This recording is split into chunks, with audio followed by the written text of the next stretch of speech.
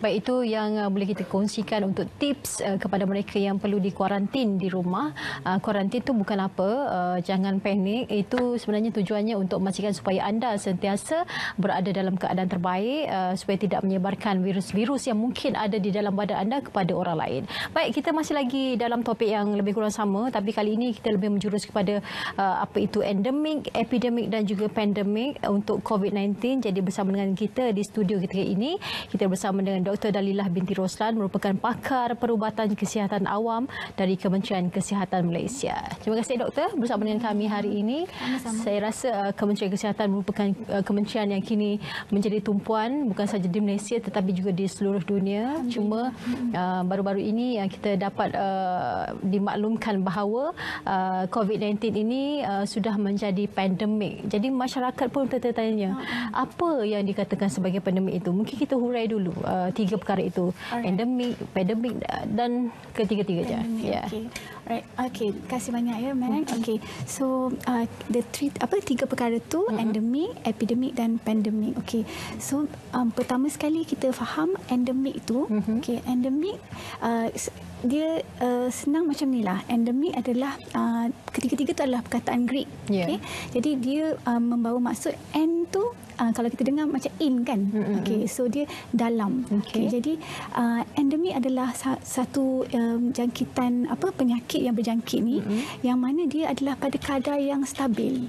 Okay. Dia sentiasa ada saja. Okay. Saya bagi contoh. Contohnya macam denggi. Okay. Kita tahu memang denggi tak putus-putus. Kalau kita tengok kes kita denggi setakat semalam kita ada dalam 31,000 kes. Dan dia adalah satu penyakit berjangkit yang mana dia memang sentiasa ada saja dalam masyarakat kita ni di Malaysia contohnya. Okey. Apabila kita bercakap pula tentang epidemik, okey, epidemik pula adalah apabila kadar ataupun penyakit itu melebihi daripada yang biasa. Okey. So yang ni pula sebenarnya kita boleh lihat dia dari konteks yang global ataupun dalam lokaliti je. Okey. Saya ambil contoh denggi juga tadi. Okey. Kita tahu kan kadang-kadang kita dengar wabak denggi ataupun kita tengok dekat satu kawasan perumahan tu ada tampal poster ataupun banner yang tulis itu terdapatnya wabak denggi di kawasan perumahan ini. Okey. Jadi dalam konteks itu sebenarnya yang dimaksudkan dengan epidemik ataupun banyak juga orang silih berganti tukar jadi outbreak ataupun perkataan dia wabak ialah apabila dalam kawasan tersebut ada lebih daripada biasa kes. Okey, macam pengalaman saya di Pejabat Kesihatan Daerah dulu kan, kita tahu dalam kawasan kita tu ada beberapa taman perumahan.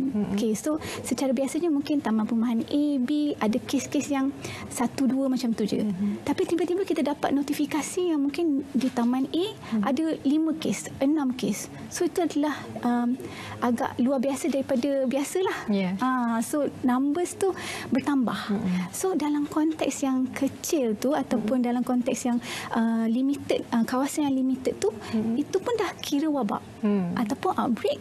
Tapi bila kita sebut epidemik tu mungkin konteks dia lebih global. Jadi kita nak kaitkan dengan COVID ni, macam pertamanya dia bermula di Wuhan. Okey, so bila di Wuhan dan dia telah pun merebak ke negara-negara lain. Okey, jadi dalam konteks itu ada kaitan dengan pesakit daripada Wuhan bermula daripada situ dan dia sudah pun sebab dia baru, jadi kita tak boleh nak compare dengan kes sebelumnya. Jadi yang tu pun dia menunjukkan ada perebakan ataupun penularan yang agak cepat dan kes semakin banyak. Walaupun kalau kita tengok tadi sebenarnya kes denggi kita lagi banyak kan nak bandingkan dengan kes kita ni. Tapi dia adalah endemik. Jadi bila epidemik ialah bila dia melebihi daripada endemik tu.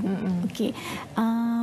Dan bila kita kata tentang pandemik pula, di sini kita adalah melibatkan apabila dia telah melibatkan merentasi negara, lebih daripada satu negara, dan dia sinonim dengan keadaan yang mana penularannya adalah pada kadar yang lebih cepat. Okey, itu satu, kadar lebih cepat. Kemudian dia mungkin adalah berkaitan dengan novel virus, iaitu virus yang barulah. Contohnya coronavirus ni ataupun ataupun COVID-19 ni, dan adik-beradik dia yang lain macam SARS dan juga MERS-CoV, itu adalah virus baru, tapi kita kena faham mereka tu tak diisytiharkan sebagai pandemik, dia sampai pada epidemik sahaja. Jadi sebenarnya decision untuk kita kata pandemik tu dia banyak tergantung pada WHO dan CDC jugalah, sebagai badan yang mengawasi tentang hal ini. So setakat ni harapnya jelaslah antara endemik, epidemik dan pandemik.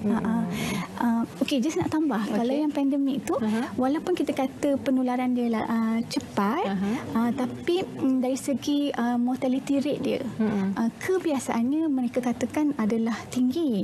Tapi kita tengok untuk kes COVID-19 lah, kalau kita bandingkan dengan MERS-CoV, SARS, sebenarnya kalau kita ikutkan penularan dia cepat, tapi tak bermaksud dia adalah mortality rate yang tinggi. Maksud mortality rate tu kes yang meninggal lah. Sebab kalau kita bandingkan macam contohnya SARS, mortality rate dia adalah sekitar 10% sahaja. Maksudnya kita ada dalam 8,000 kes masa tu, 800 yang meninggal. So dalam 10%. MERS-CoV dia lebih tinggi, dalam 37%. Tapi kes dia tak banyak. Tapi kematian dia lebih tinggi. Buat masa ni yang kita adalah fakta yang kita ada sekarang ni, kes kita satu dunia dalam 145,000.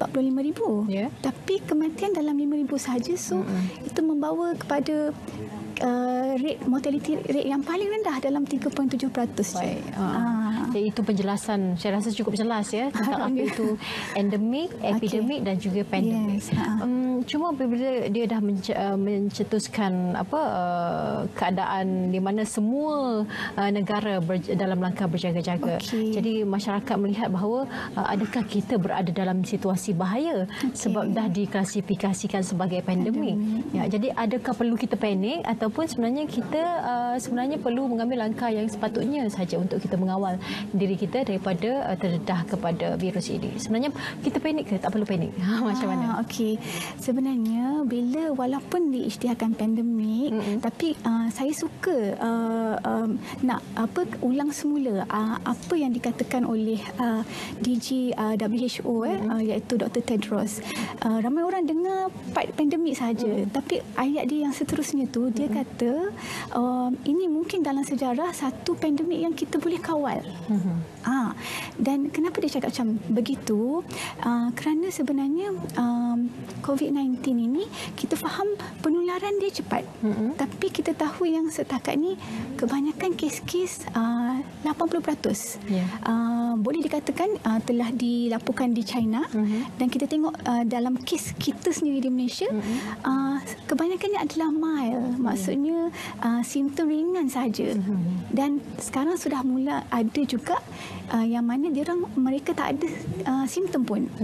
Jadi kita kena fokus dekat situ. Maksudnya kena fokus bahawa kes ini dia cepat merebak, tapi dia juga tidak bahaya. Tapi kita perlu berjaga-jagalah. Dan satu lagi, beliau juga mengatakan bahawa sebenarnya peningkatan ni mereka mengisytiharkan pandemik ni disebabkan secara amnya terdapat peningkatan satu dunia. Tetapi kita boleh nampak juga di China contohnya sudah ada penurunan. Dan majoriti kes sebenarnya datang daripada China dan Korea dan 4 negara lain yang kita katakan sebagai negara yang kita negara luar selain China tu, negara Korea, China, Jepun kan, dan Itali dan Iran tu kan. Jadi majoriti daripada situ. Dan berbalik kepada keadaannya adalah walaupun di tiga-tiga fasa tu, maksudnya endemik, epidemik, pandemik, kita tetap boleh berbalik kepada apa kita kena buat, pencegahan tu. Untuk kita turunkan kadar peningkatan kes tu. Maksudnya masih ada jalan lah untuk kita usahakan. Bukan masih ada, memang kita boleh usahakan. Pencegahan tu it goes back to the basic principle, prinsipal asas tu. Ya, sebab kalau kita lihat pun di Malaysia pun banyak kes telah pun pulih sembuh. Ya, betul, 35 kes sekarang ni. Jadi agak tinggi juga. Jadi bilangan itu mungkin merebak cepat tetapi masih dalam kawalan, dan mereka yang sembuh juga sebenarnya melegakan kita. Maksudnya penyakit ini boleh sembuh. Boleh sembuh dan kadar cure rate kita sangat tinggi. Kadar sembuh itulah sangat tinggi, dan alhamdulillah kita tiada kematian. Kalau kita tengok lagi, denggi ada kematian. COVID-19 tak ada kematian lagi. Di Malaysia. Jadi kita boleh nampak sebenarnya keseriusannya. Cuma mungkin yang menjadi buatkan masyarakat panik ni selalunya macam ni lah, Mac. Kalau kita nak peperiksaan, ada dua jenis, yang relax dengan yang jenis yang panik. Dia panik sebab dia tak baca buku. Dia tak ready, tak belajar, tak buat persediaan. Jadi dia tak ada preparedness tu. Jadi itu yang kita nak tekankan pada masyarakat kita sebenarnya, fokus dekat situ. Jadi yang kita katakan sebagai persediaan itu sebenarnya adalah langkah-langkah pencegahan, iaitu kembali kepada asas. Okey, asas yang kita selalu akan highlightkan ataupun akan fokuskan. Perkara yang asas tu pertama adalah basuh tangan. Bila kita cakap basuh tangan tu, tadi Mac pun cakap tadi kan, basuh tangan bukan basuh tangan macam tu je. Dia ada langkah-langkahnya. Jadi ini masanya untuk kita mula terapkan pada anak-anak kita, keluarga kita, macam mana nak basuh tangan dengan betul. Dan basuh tangan yang betul ni pun ada saranan dia. Maksudnya guna sabun macam mana, kalau guna hand sanitizer macam mana. Jadi bila kita faham, belajar, dan bukan saja belajar, amalkan, InsyaAllah kita akan lebih tenang lah. Tak panik lah, lebih tenang. Walaupun dilabelkan sebagai apa? Pandemik. Sebab kalau di Malaysia sebenarnya agak panjang juga tempoh pada gelombang pertama itu. Gapnya di mana tidak ada kes-kes baru. Tetapi apabila pada 27 Februari lepas bermulanya gelombang kedua, itu yang peningkatan yang agak mendadak. Jadi masyarakat pun mula ambil tahu tentang COVID-19. Kalau sebelum ini ada yang ambil mudah, tidak tidak mengambil kira tentang situasi mereka sebenarnya berisiko juga. Jadi bagaimana nak memastikan supaya kita sentiasa berada dalam keadaan terhindar daripada virus ini, dan pada masa yang sama juga kita melihat bahawa kita perlu kembali kepada basic, kepada asas supaya kita dapat mengurangkan sekurang-kurangnya bilangan pesakit yang terjejas. Okey. So pertama tadi macam mana nak pastikan tenang, kita kena sentiasa terapkan diri kita dengan ilmu lah. Ilmu dan dapatkan sumber yang sahih. Jadi itu sangat penting. Bila kita dapatkan sumber yang sahih dan kita tak terlampau panik dengan sekarang ni banyak perkara yang viral. Semua pun share dan tak usul periksa dahulu. Jadi sumber yang sahih tu insya-Allah kita telah pun banyak wawakan, media masa banyak mainkan peranan. Kita ucap sangat terima kasih atas kolaborasi ini. Kita telah wawakan nombor CPRC kita, Pejabat Kesihatan Daerah, JKN. Jadi kita minta masyarakat untuk pergi mendapatkan maklumat di platform yang disahkan ataupun sahih lah. Nombor 2, back to tadi asas, iaitu pertama basuh tangan tadi. Basuh tangan tadi lakukan dengan betul. Macam pengalaman saya di Pejabat Kesihatan Daerah, kita bila ada kes keracunan makanan, kita pergi ambil sampel untuk pengendali makanan. Dan kita dapati walaupun mereka telah basuh tangan, kebanyakannya keputusan bila balik itu kita ambil swab dekat tangan mereka akan ada positif bakteria ataupun kuman. Jadi nak menunjukkan memang tak boleh basuh tangan macam biasa. Kena amalkan langkah 6 steps tu. Okey. Nombor 3, kita punya social distancing. Kita sangat penting sekarang ni untuk bila kita ada simptom, kita pastikan kita tak pergi ke public, ke tempat-tempat awam. Yang amat berhormat Perdana Menteri pun dah wawakan, dah sudah minta masyarakat Malaysia untuk untuk hentikan apa jua public gathering, kalau ada apa mesyuarat antarabangsa, acara sukan. Dan kita tengok kalau kita tengok bola sekarang ni pun kosong stadium Tanpa penonton.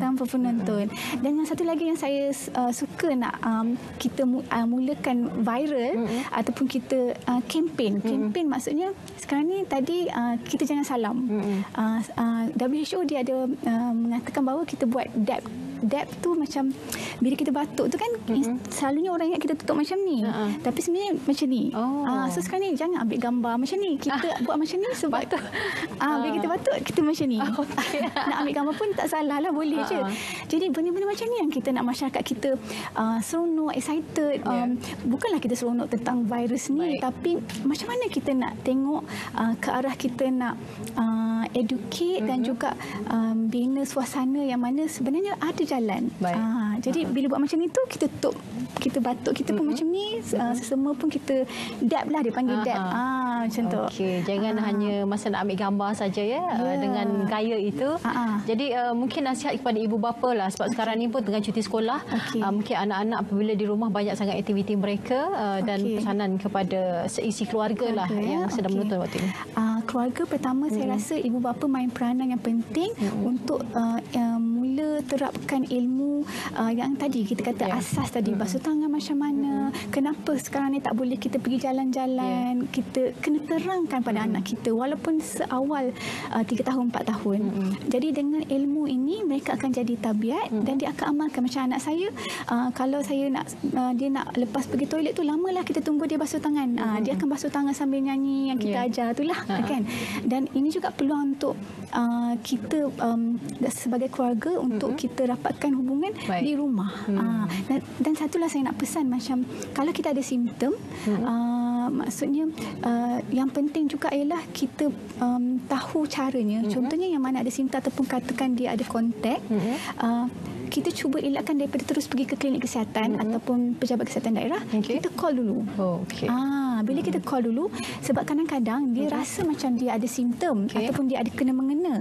Tapi bila pegawai health inspectorate kita, PPKP kita terima panggilan tu dan dia tanya dengan lebih lanjut, rupanya mungkin yang ni sebenarnya boleh duduk di rumah dulu. Nanti kita akan hantar pegawai untuk buat pemeriksaan. Jadi kita tak nak dedahkan diri kita dengan kebarangkalian mendapat virus tersebut.